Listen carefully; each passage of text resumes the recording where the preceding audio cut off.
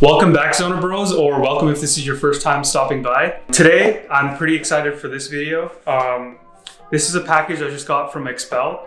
I got some pre-cut PPF pieces for the headlights, the B-pillars, and the interior center console with the piano black and the center display. Most of the front of the car is paint protected. The headlights is the only thing that doesn't have any paint protection in the front. So I figured I might as well do it. When I was getting the front paint protected, the paint protection place quoted $150 for the headlights, which I thought was a lot of money. I can buy the pre-cut piece for $50, and installation doesn't seem too bad because it's not that curvy. Unlike the bumper, you gotta cut around all these vents, cut around that piece, cut around the grill. So yeah, I figured this was simple enough that I could do on my own with Winston's help. So yeah, let's get started. All right, let's get to the unboxing. Let's see what's in here. Unboxings are always so awkward. You got some paper. Is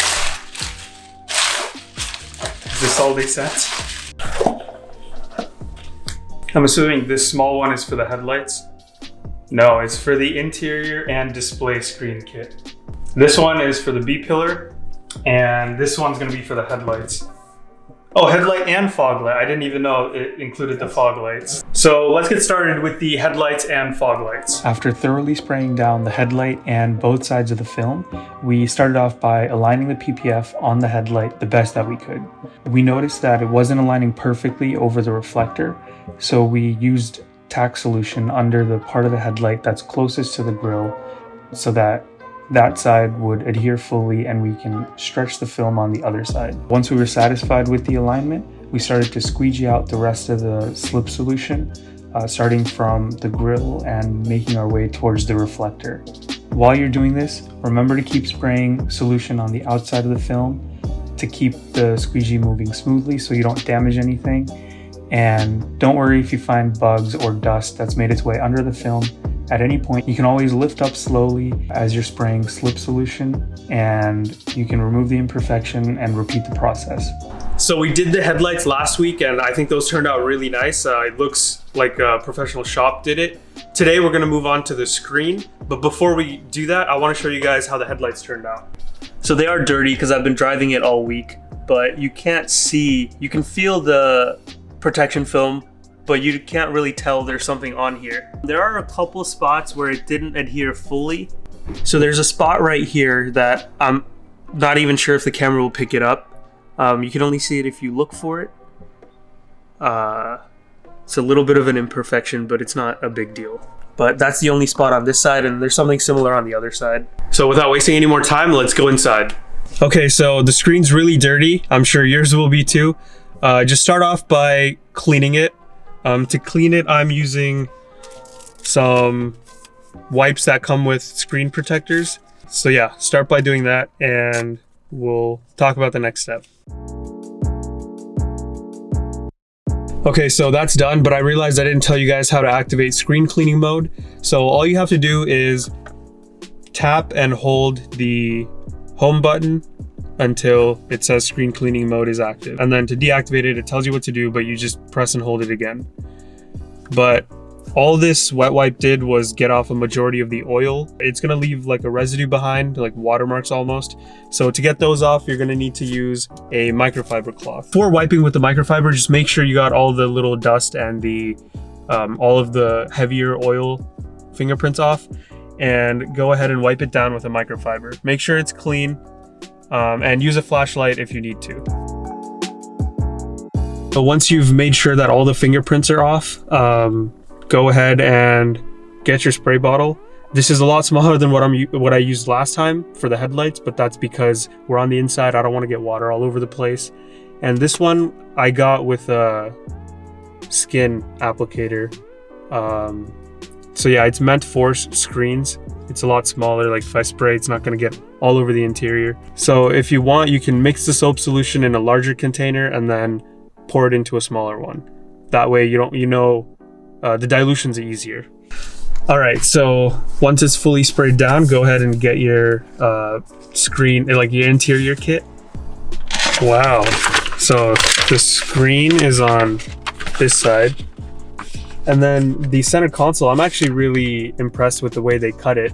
They didn't just cut around everything.